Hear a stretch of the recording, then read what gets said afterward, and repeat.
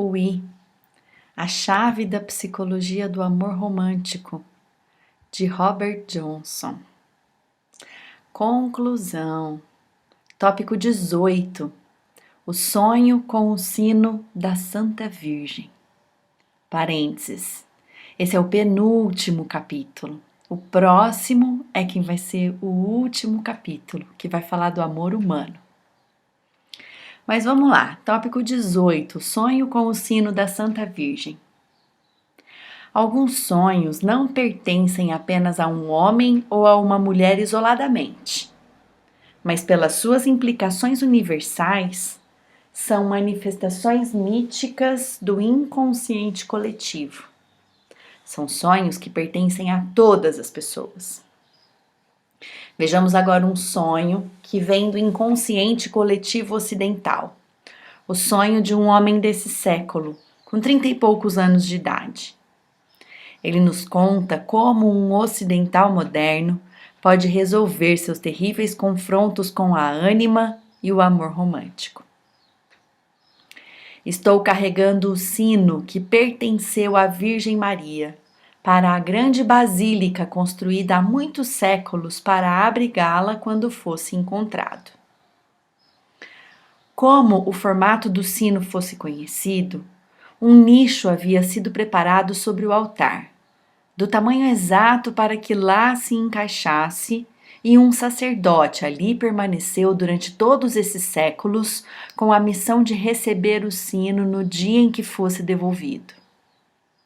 Entro na basílica, percorro a longa nave central e apresento o sino ao sacerdote. Juntos, nós o erguemos e o penduramos num gancho existente no nicho. O sino se encaixa perfeitamente.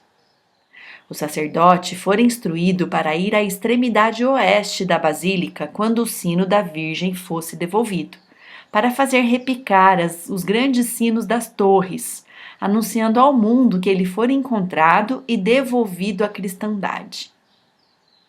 Aqueles grandes sinos nunca haviam soado desde que foram feitos, esperando pelo dia em que o sino da Virgem Maria fosse devolvido.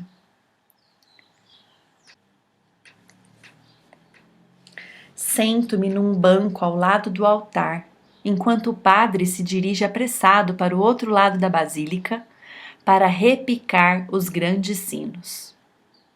O que devo fazer? Devo ficar e cobrar a aclamação e a fama que me caberiam por ser o descobridor do sino da Virgem Maria? Ou devo afastar-me sem fazer alarde e evitar todo o envolvimento? O sacerdote, em toda a sua excitação, nem olhou para mim, de maneira que eu ainda poderia manter-me no anonimato. Eu me decido por essa última opção. Justamente quando os grandes sinos começaram a repicar e a população da cidade começa a correr à basílica, saio por uma porta lateral e inicio a minha jornada solitária para fora da cidade. Aqui, numa bela e poderosa linguagem simbólica, está a resposta a uma das perguntas que estamos formulando. Uma resposta que vem das mais profundas regiões do inconsciente e dirige-se ao nosso problema moderno. Estamos perguntando o que o homem ocidental moderno deve fazer com a sua alma, como desenredá-la do emaranhado do amor romântico. Como viver com Isolda a Bela sem destruir o seu relacionamento com Isolda das Mãos Brancas? Como dar à ânima o devido lugar em sua vida, separando-a, porém, dos seus relacionamentos humanos? Como aprender a respeitar a alma sem desrespeitar a mulher? Não nos deve surpreender o fato de encontrarmos uma parte da resposta numa basílica, em meio aos grandes símbolos da vida religiosa. Estivemos na presença da poção do amor. Vimos um castelo branco onde um menestrel canta em cada uma das 1000 janelas e uma tenda sagrada instalada no centro de uma nação. E agora a basílica. Na estrada que percorremos, diante dos poderosos símbolos de transformação, começamos a ver claramente o que, a princípio, era impensável. O caminho que leva à compreensão do amor romântico também nos conduz inexoravelmente à natureza religiosa, ao aspecto espiritual do nosso ser, que tanto nos esforçamos para deixar de lado. Aprendemos que o amor romântico mobiliza um enorme sistema de forças no inconsciente, uma energia tão grande que apenas conseguimos falar dela na linguagem da religião e do misticismo. Nós adoramos, nós veneramos o ser amado. Quando estamos apaixonados, ficamos em estado de graça, estamos no sétimo céu, morremos, seja de alegria, seja de tristeza. Com isso, fica clara a busca da divindade, do fogo celestial, da iluminação espiritual, do significado, da consciência do self. Na civilização ocidental, diferentemente de outras civilizações, essa enorme força está direcionada, não para a religião ou a vida mística, mas para os amores humanos. O amor romântico se tornou o canal através do qual essa impressionante força flui para a vida humana cotidiana. Estamos agora nos perguntando o que fazer com essa força terrível. Como canalizá-la corretamente, de maneira que enriqueça a nossa vida, tanto no mundo do espírito como no mundo do relacionamento, ao invés de sabotá-la.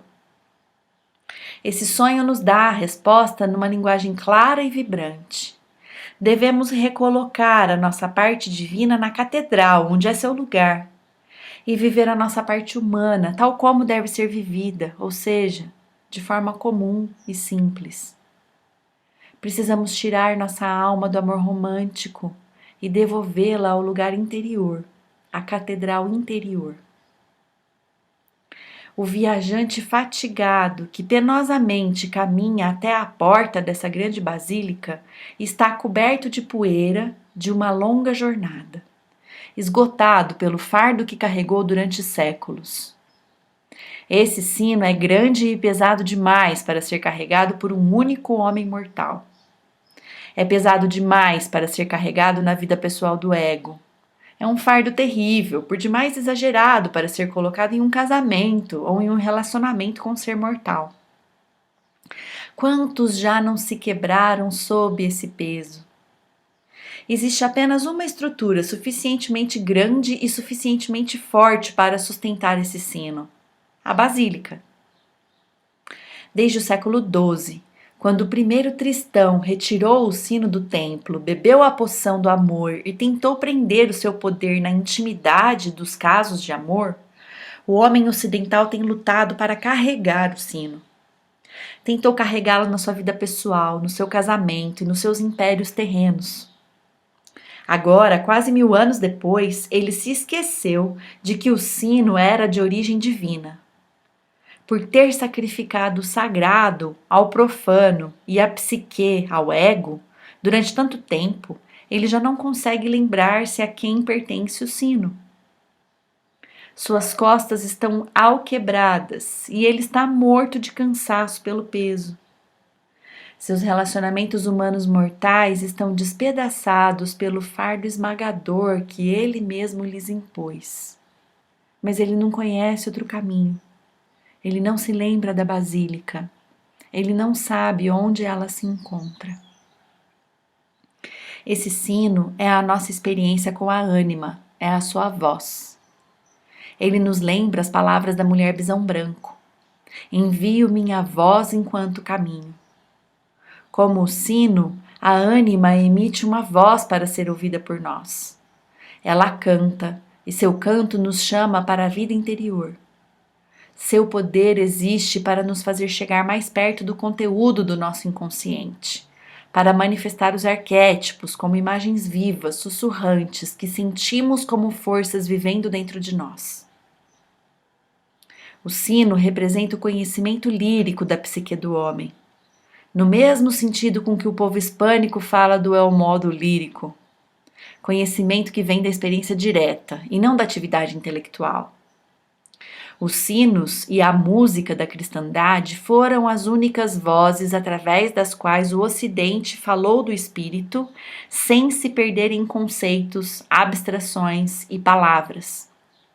Os sinos emitem um som que é puro sentimento, que ultrapassa a mente e provoca uma reverberação involuntária na alma.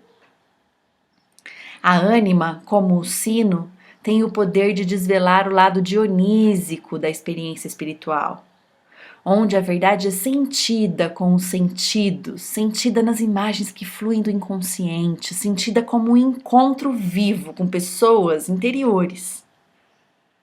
Realmente, os sinos estão entre os poucos remanescentes de Dionísio na nossa religião ocidental. Eles nos chamam à música, ao hino, à dança, ao sentimento, à unidade dentro do Dharma cósmico como sacrifício e do renascimento.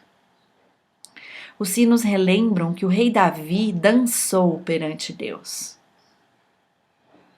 O sonho nos conta que esse sino não pertence ao nosso ego. Ele pertence, como cachimbo sagrado, a uma nação interior, a uma cristandade interior.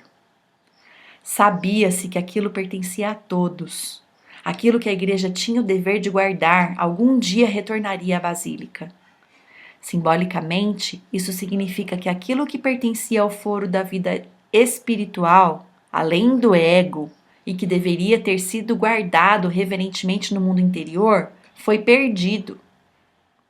É a nossa alma, a nossa psique. Depois de ter sido perdida no inconsciente, ela foi vagando pelo mundo do ego, através das poções do amor. Foi projetada nos relacionamentos pessoais. Tentamos transformar o transpessoal no pessoal. Tentamos transformar num feudo do ego o que pertencia ao inconsciente.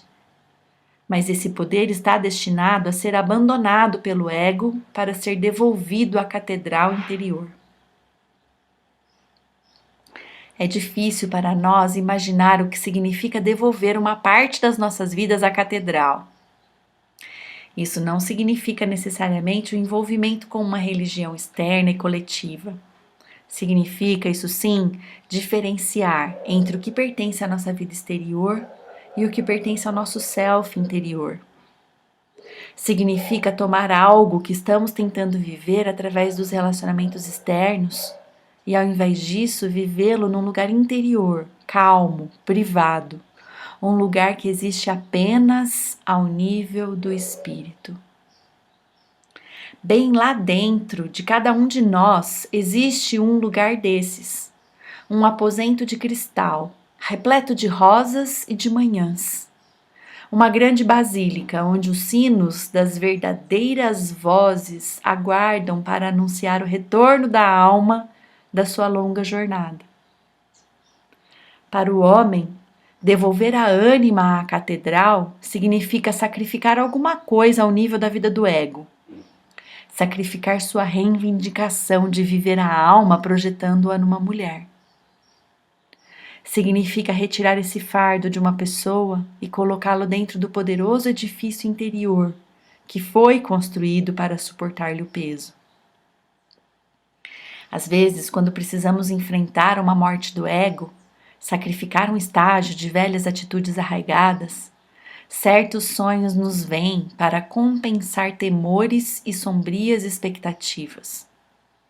Os sonhos nos dão um senso de proporção e nos emprestam coragem, mostrando-nos a beleza e a glória das coisas que fazemos, que não conseguimos ver por nós mesmos, e o esplendor da vida que nos espera do outro lado do nosso sacrifício.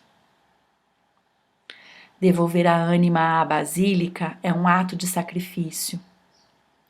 Os homens têm a opção de tentar viver a ânima através de outras pessoas.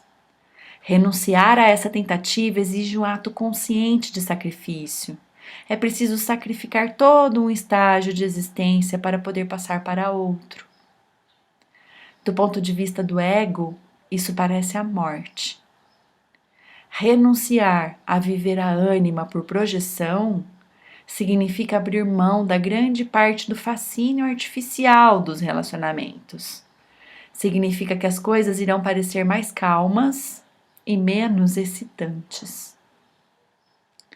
Colocar sua alma na catedral e parar de tentar vivê-la através do ser humano significa que o homem precisa tirar do relacionamento toda uma dimensão da vida e recolocá-la num outro lugar, num outro nível, um nível que ele não pode viver exteriormente, que ele deve viver por si mesmo. Para seu ego, é como se seus relacionamentos humanos estivessem empobrecendo, ou como se ele estivesse sendo traído. A princípio, ele sente que metade da emoção, da excitação, do divertimento e do encanto foi retirada do relacionamento humano. Com o tempo, ele aprende que a sua vida anímica não era mesmo de lá, e que seu relacionamento humano está verdadeiramente se desenvolvendo muito melhor, mas durante algum tempo, tudo parece sombrio. É assim que se sente esse homem que carrega o sino, aquele que teve o sonho. Se ele devolve o sino, sente-se como se estivesse abrindo mão de alguma coisa da sua vida pessoal, do seu ego. Essa também foi a sensação do batedor parvo quando o advertiram para que não tocasse a mulher espírito. Ele sentiu-se renunciando a algo que queria, algo que o excitava e o emocionava ao nível do ego. O simbolismo da grande basílica, dos grandes sinos que esperam toda uma vida para repicar pelo retorno do sino sagrado, fala-nos da glória e da beleza que nos aguardam do outro lado do sacrifício. Por essas imagens, o sonho nos ensina que o ego realmente nada perde ao colocarmos a alma no seu legítimo lugar, pois a catedral está dentro de nós, é uma parte de nós mesmos. O que parece ter sido perdido não foi realmente perdido, mas transformado em algo que pertence a um nível mais elevado, algo com a imensidão majestosa da basílica e a beleza sublime das vozes dos grandes sinos. Na verdade, o império do ego realmente nunca nos separou dos mistérios ou do chamado da basílica. Como já aprendemos, a alma encontra o caminho para chegar à nossa vida através da enorme fenda que se abriu na armadura do ego, o amor romântico. Eis porque o amor romântico, essa curiosa mistura do divino e do letal, veio a ser a maior força isolada na nossa cultura. Tornou-se a revelia o cálice no qual nos esforçamos para encerrar tudo que foi excluído do império do ego, tudo que está no inconsciente, tudo que é transcendental, que é insondável, impressionante, tudo, enfim, que nos inspira reverência. O homem do sonho veio a compreender isso. O batedor sábio compreende tudo isso quando está na presença da mulher bisão branco, pois vê que está diante de algo do outro mundo e sabe que não deve tentar mantê-lo para o seu ego, mas sim devolvê-lo ao lugar que lhe foi reservado, o único lugar suficientemente forte para contê-lo. Se Tristão tivesse tido esse sonho, se ele tivesse compreendido esse sonho, será que teria agido de maneira diferente em relação à poção do amor e em relação a Isolda, a Bela? Como o homem do sonho, ele poderia ter saído silenciosamente, anonimamente pela porta lateral. Ele teria deixado sua parte divina no templo, colocado sua parte humana em dimensões humanas, e não teria misturado as duas coisas. Toda a dificuldade desse sonho está em aprender a diferenciar as duas coisas, a parte divina e a parte pessoal, humana, comum. Bem, vimos tudo isso como símbolo, mas na prática, como proceder? Como devolver o sino ao templo? Como preparar um novo lar para essa parte divina e irresistível que temos em nós mesmos e que jamais pedimos, mas que sempre encontramos enfiada debaixo do braço ou jogada sobre nossas costas, tal como o sino? Jung costumava fazer um paciente voltar à religião dos seus ancestrais o mais rápido possível, se a pessoa podia fazer. Ele enviava um católico de volta às confissões e às missas, um judeu de volta à sinagoga e um seguidor de Zoroastro de volta às suas raízes nativas. Se esse caminho está aberto para o homem ou para a mulher, é o caminho mais simples e o mais direto para devolvermos nossa parte divina à basílica. Mas para muitas pessoas isso não é possível. O ritual e os símbolos da religião culturalmente transmitida já não têm mais vida para elas. Para essas pessoas, e elas existem em quantidade cada vez maior, existem outros caminhos. É preciso compreender que a Suprema Basílica, a Suprema Catedral, sinagoga ou templo é interior. O que se faz necessário não é tanto uma religião exterior coletiva, mas uma experiência interior do reino divino luminoso que se manifesta através da psique. Para essas pessoas, a vida religiosa, a basílica, é encontrada nas horas diárias de meditação solitária, no ritual simbólico, na imaginação ativa, na interação com imagens que fluem pela fantasia, numa confrontação ética com as pessoas interiores que se manifestam em nossos sonhos.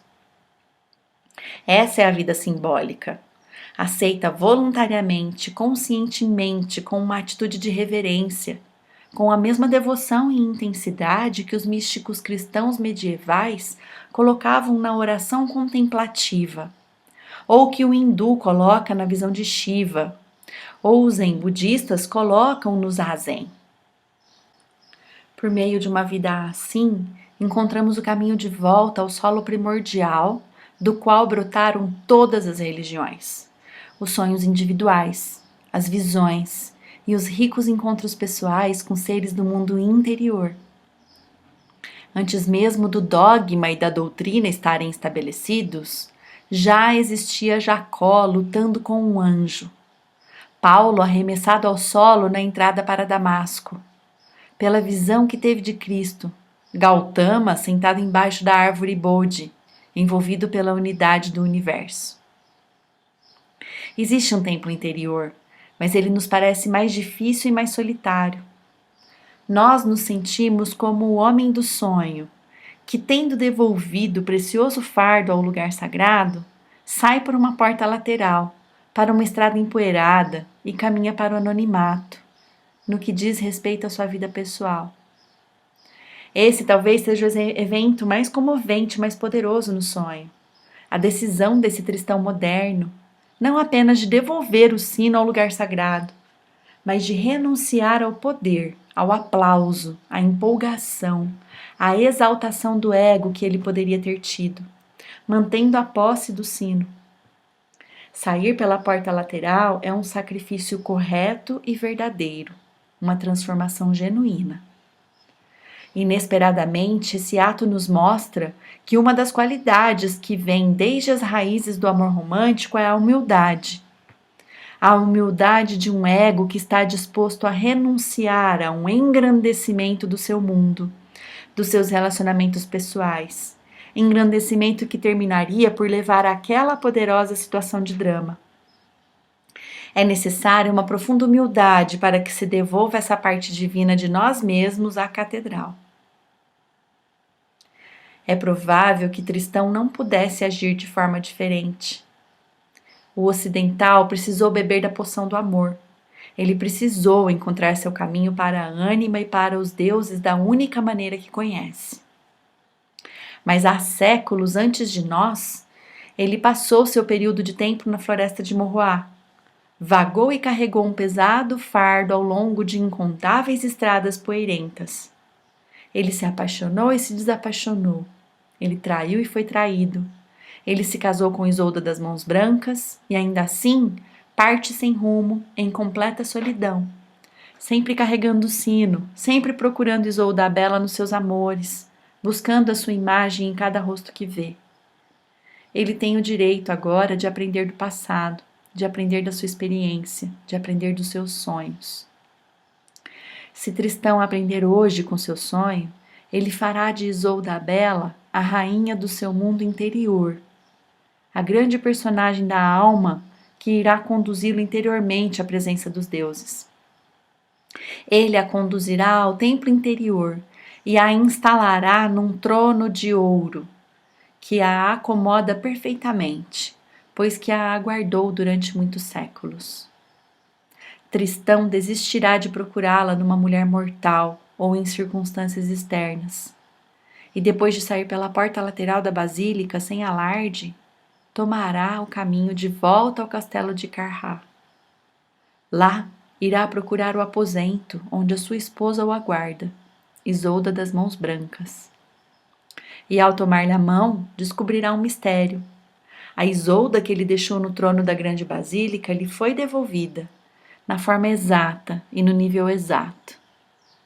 Essa mulher simples e mortal, a princesa da Bretanha, também é divina. E esse aposento é um lugar sagrado. Agora sim, o próximo tópico, 19, do amor humano, será o final. Até lá!